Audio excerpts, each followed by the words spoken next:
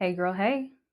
Welcome to another episode of Let's Talk About It with me, your host, Sean Monet.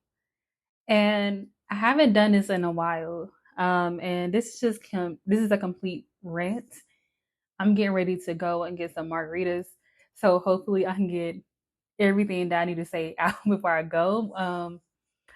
I'm gonna try to do this in one take. And if I do this in one take, obviously whoever is listening will hear it. So yeah, welcome to another episode of Let's Talk About It. And today I want to talk about if the grapes that I ate was it like before 12 o'clock on New Year's, if they worked or not. So I turned 25 in December of last year, and even though I'm going on a tangent, this is going to lead up to my point. Also, if the audio sounds weird, it's because I'm doing my makeup, so I'm moving around a little bit. So I turned 25 on December 12th of last year. And in another episode, I mentioned how I felt a complete shift in my energy as soon as I turned 25, as a lot of people can attest to, because your frontal lobe is, I think it's done developing, or it's like, yes, fully developed when you turn 25. Since like that big shift, I feel like my life has just been really different overall. And eating the grapes on New Year's, I don't know if you're into this type of stuff or not. If you are, this is my, in quotations, experience. So I did it with my best friend. Um, I tried to do a little shindig. One of my other friends, in quotations, didn't come, but the party must go on. And after that day, I just felt complete shift. I don't know if it's because I'm like banking on it to work for me or what have you. Uh, but life has been pretty great since. It's been pretty great. So for New Year's, I did do a mood vision board situation, and I'm not gonna lie, I haven't really stuck to it only because I felt like I was doing it for like aesthetic reasons, and my heart wasn't really attached to it. But my vision wall that I did, that's on my TikTok and on my Instagram, I did put some thought and stuff into that, and I also wrote down some things that I wanted to. I was manifesting things I wanted to happen this year, and I'm gonna start with one that's really, really, really deep to me. Is my relationship with people in my inner circle, and that includes like my sister and my siblings, siblings, and so that let's talk about that. So my sister and I have been through some things. We've been through some things. And it's some things that some people don't necessarily come back from. And I don't know. I love my sister to death. She's given birth to all three of my beautiful nephews. So I have a different type of respect for her as a mother. But as a sister, we weren't on the same page about a lot of things. Because even though we grew up together in the same household, we had different experiences and we process things a little bit different as well.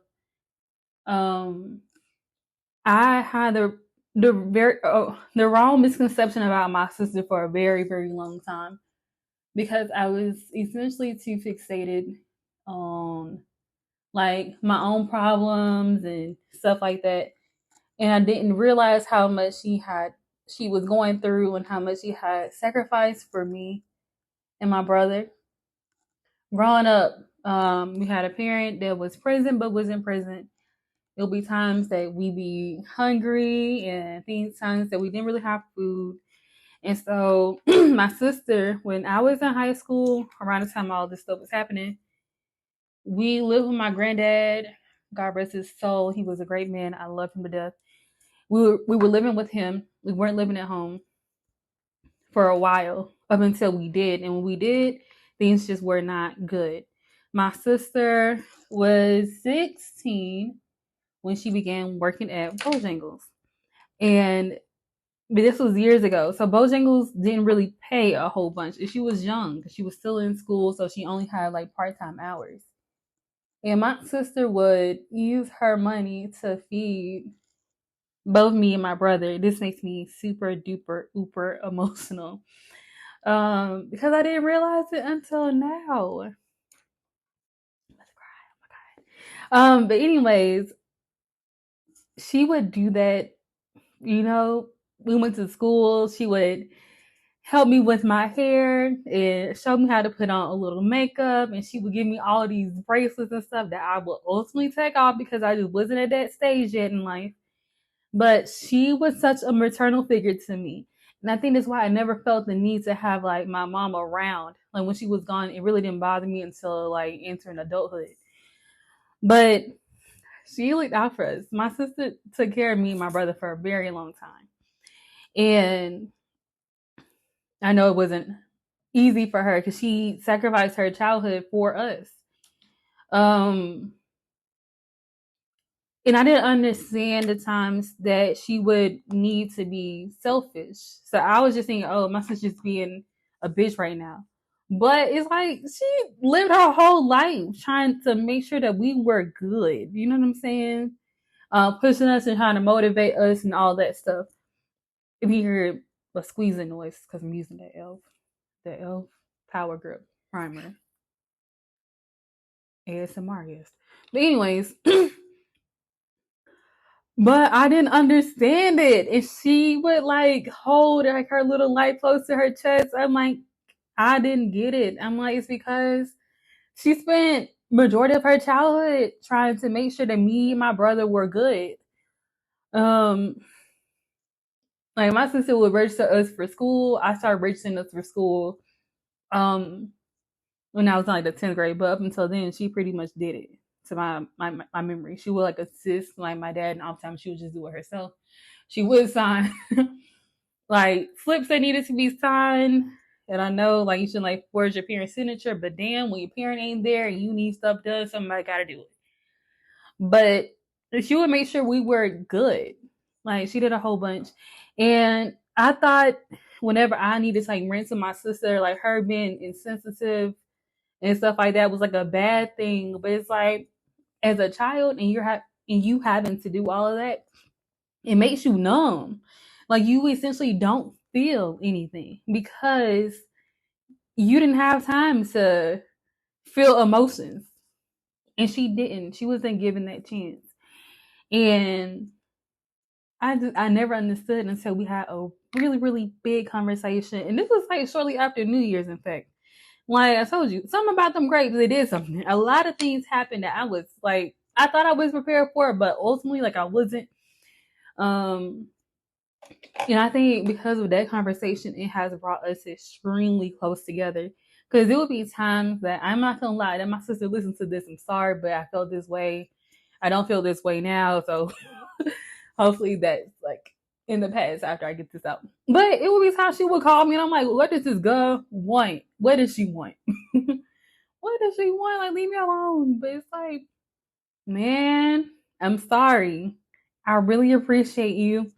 And I'm so sorry that I didn't recognize your efforts until now. And I kind of wish we would have had this conversation growing up, why these things were happening. And you can't go back in the past and change things. You can only move forward in the future and not make those same silly mistakes. And me and my sister are really close now. We talk. Sometimes we'll talk every day, but she's a mom of three and she's a fiance. She has her own life. I work a lot, and I don't know why my voice sounds so crackly because this is an emotional topic for me, and I'm being vulnerable, and being vulnerable is scary. Yada yada. Excuse me, but it's like even if I did want to have this conversation, excuse me, even if I did want to have this conversation when I was younger, it's like I wouldn't have been ready for it. I think it takes maturity and uh a lot of like self realization before you understand these types of things. But yeah, we're good. We have great conversations. She can be honest with me. I can be honest with her. And we are not walking on eggshells around each other no more, which to me is a really, really big thing because I feel for like a long time that I couldn't tell her shit. So I wouldn't tell her anything. And even though my life is not that interesting, like I don't be having much to share. Like I'm that friend who doesn't say shit because I'm like, I ain't got nothing going on. I'm not going through half the things y'all are going through. I understand you, I feel you, but I can't relate. But anyways, um, so that happened, and that was a monumental thing for me because I always hated that we weren't like super duper close. So I did not understand. I didn't understand. I just turned 25. I've only been this age for a couple months. I'm new here. Um, another thing that I had on my no, I'm gonna stay on the same topic. It's like getting close with people in like my inner circle. I've already had a fallout with a friend this year over something really stupid. I ain't gonna say no names, but and then this particular person, I don't know, was delusional. That friendship wasn't even a friendship. We were just like associated. But it was just like clarity on how people like view me and then when people look at me, they think one thing, and then when they get to know me, it's a completely different thing. And people can't handle that. Like, I'm a unique individual, right? I have layers to me. I don't like to be put in a box. I don't like when people have unrealistic expectations for myself or hell, expectations at all, because you don't know what you're going to get. Because I'm a different person every time I wake up. Kidding, not kidding. But when people try to put me in like in a box without getting to know me and they don't ask questions, is that shit bothers me a lot. And that's what this friend did. And she wasn't the first to do it. I've had it done after the fact. But we got into like a really big blow up and it just made me take a step back and like reevaluate. I'm like, you're not the first person that has thought these things. And I'm like, is that what I do? Or do people just look at me and automatically assume that because I'm a pretty girl, I'm like this like stuck up girly girl who doesn't you do anything besides gossip and spend money? No. That is not me. I actually have a personality. I love plants. I like to be outside. I farm and stuff.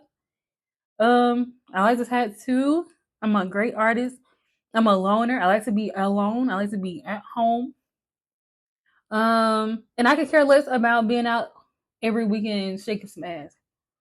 Um, do I do it? Yeah. But that is like not my cup of tea on the regular. I'm a very like simple person with layers. Today gave me some clarity on like that particular friendship. I have another friendship I'm currently like dealing with or whatever.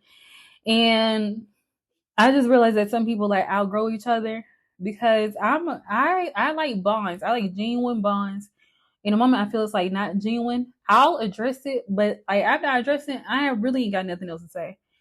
And I'm guilty. When I get upset with somebody, I will start acting funny because maybe in that moment I don't know how to talk about it. But it's like sometimes I feel like I've already said those things, and if you were as close to me as I thought you were, you would know. And I guess it's not right to assume, but I do it anyways. So I'm just like, you should know better. But it's like, maybe you should have told them. It's like, oh, I did tell them. They just didn't pick up on it. Sometimes people think they're excluded from the conversation. And that's where people messed up with me. So lots of clarity with friendships, and they're not all bad. Um, I talked about soulmates, and my soulmate, her name is Corey. I feel like she's my soulmate. We fell out really fucking bad. Like that shit was horrible. It was terrible, but we made it back to one. You know what I'm saying? Because like she's a real person, and she right now at this stage, and I'm rambling, but at this point in life, that break that we took from like each other, we've both grown a a whole bunch, and we're like stronger than ever because we we dig deep. We dig deep, and she tries to get to know me. She tries to get to like understand me. She's a great listener. And I feel like when people get to know me, they don't ask the right questions. They just assume. And I think that's where like fallouts and stuff like come from. I like to be understood. I want people to be curious like about me because oftentimes I'm curious about, people. But our bond has only gotten stronger because while we were apart, we grew a lot. And it can be like overwhelming. Sometimes it's like, damn, bitch, like you really have some fucking sense. And sometimes I want to be senseless. I know it sounds crazy, but it's true. But she gets me, she understands me, and she like even after not talking for 2 years, she knew things I liked and knew things I didn't like because she took the time to learn those particular things. Um, so I got clarity on like lots of friendships, lots of like relationships that I thought were like so spectacular. Some of them were, and some of them weren't. And you outgrow people, and that is okay. It is okay to outgrow people. I don't feel like everything is reconcilable. Um, and that's that on that. One thing I wanted to prioritize this year was like my love life, and I know I'll say I want somebody and don't want somebody, but love life is all right now. Like I just started talking with this guy that I like matched with on Hinge. Like I don't know when we matched exactly. It was like December, January.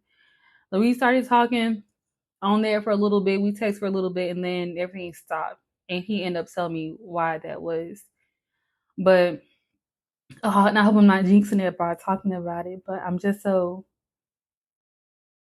happy about it. I'm so happy, and I hope I don't regret saying this a couple of months from now because I like this person a lot.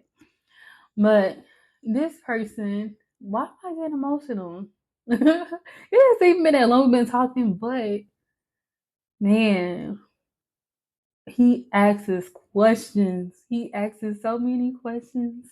And not like simple questions like what's your favorite color? Like, no, like he asks me questions. And he's so funny. And he like listens to me. And there's things I said like months ago. He'll still quote me on them. I'm like, dang, you are really listening. You are really listening to me. God, I'm getting emotional. Y'all, I'm so soft. I'm such a softie. But it makes me feel good because if I'm being honest, he's like the first person that hasn't been like Sean, like what's wrong with you? Or because he'll just like he'll know, he'll sense something, and I'm able to do the same thing like for him. Like we have a very interesting connection. It's like we are somehow wired, and it's so funny when I first started talking to him, like after our little break in quotation, what really a break? We barely knew each other, but um I told him, I said, you seem so familiar. And I know the audio is a little shaky because I'm using beauty blenders and sponges and all. Beauty blender is a sponge. I'm using brushes. I'm like patting on my face. But I was like, I know you from somewhere. Like, I don't know where I know you from, but I know you from somewhere. And like, we would try to figure out ways that we do know or figure out how we might have crossed paths. But none of those like align. But I'm like, I don't know. I believe in reincarnation.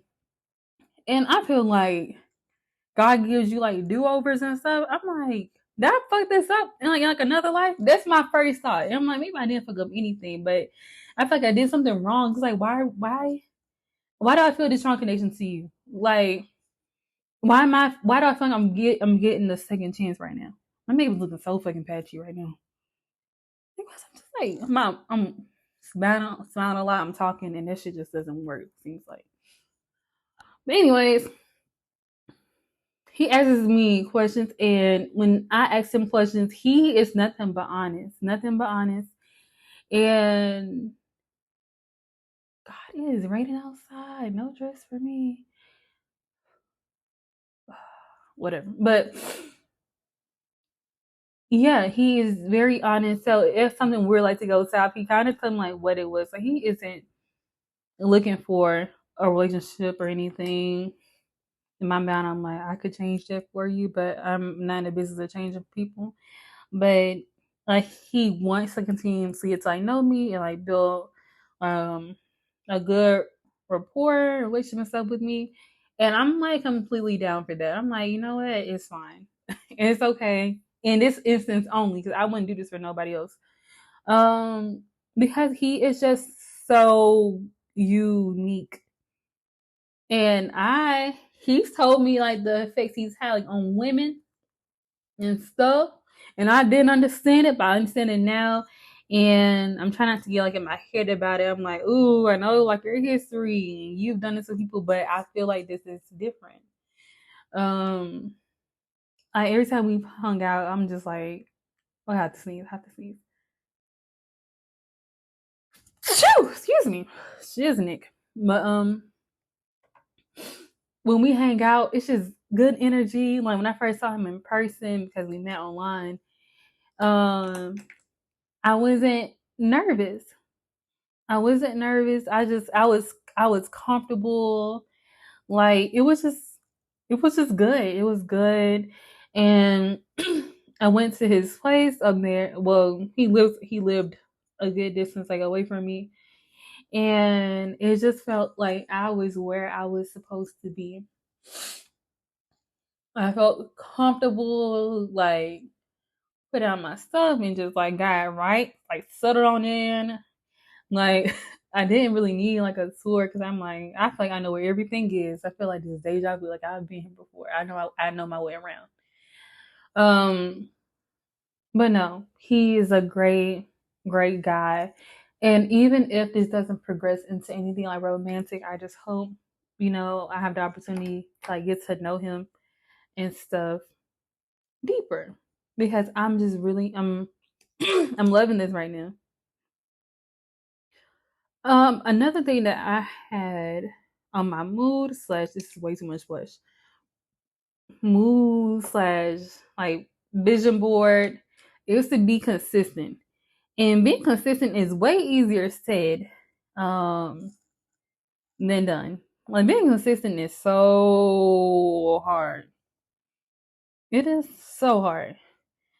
Um, because I started doing this podcast, I was consistent on the first couple of weeks, and after that, I just went back into like my hole, and it's because with being consistent, you're almost vulnerable, like in like a sense, because like at some point along your consistency journey, you're gonna fail, and I don't like to fail.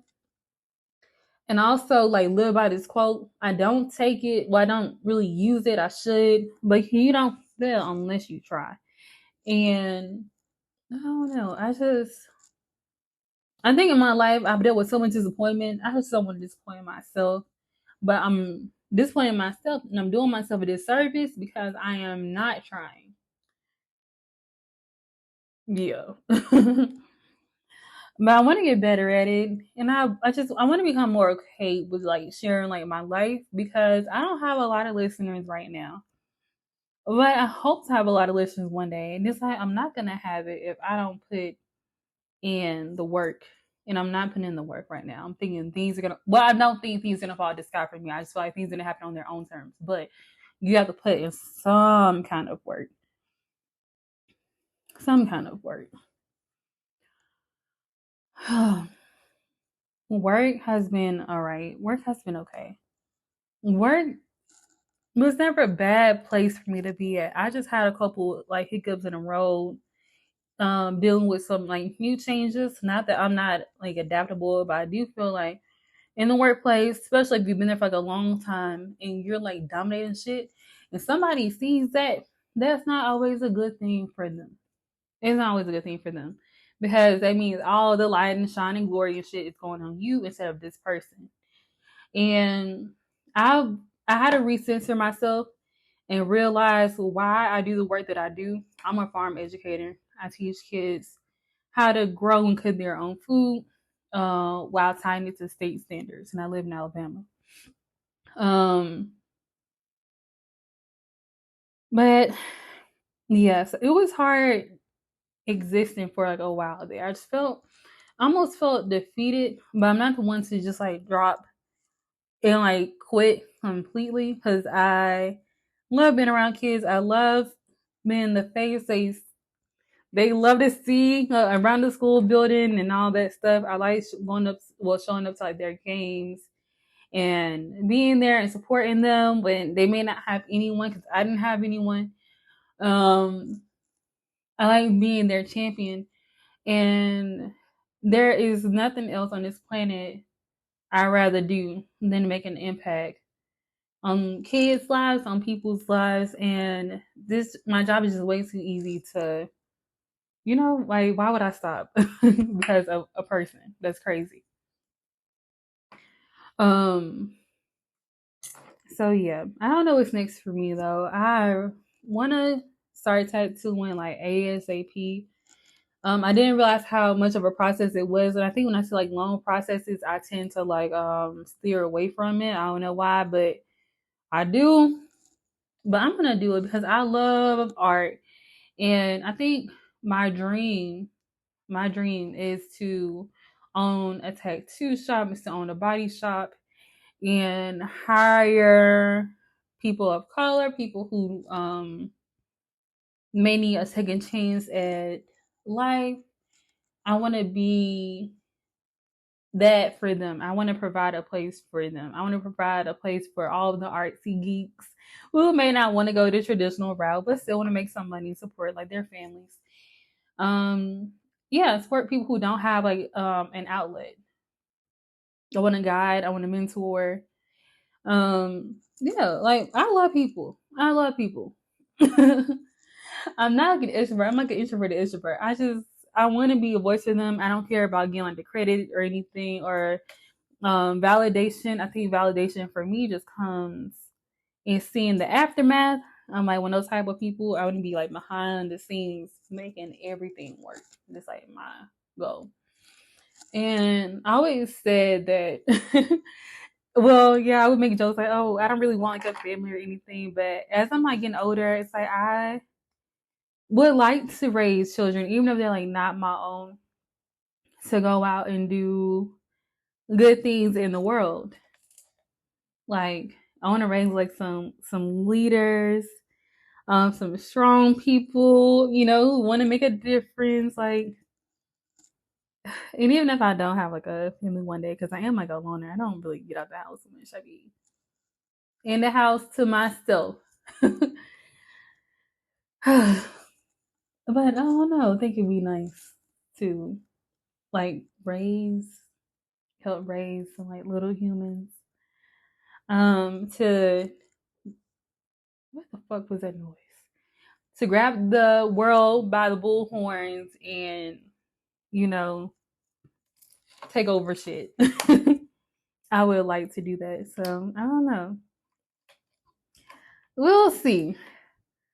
But yeah, life is great. I'm very at peace with everything. As long as I stay out of my head and continue to handle business, I think I'll be just fine.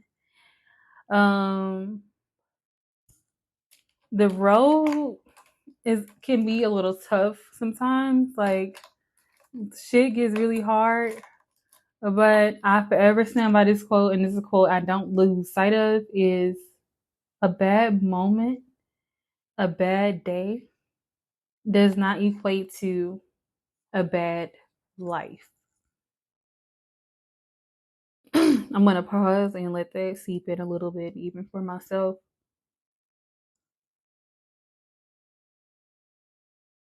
Because it's true. Like, you may have a terrible day at work, but it's like, did you have a terrible day at work, or did someone that you don't really care for say something off the wall to you? Um,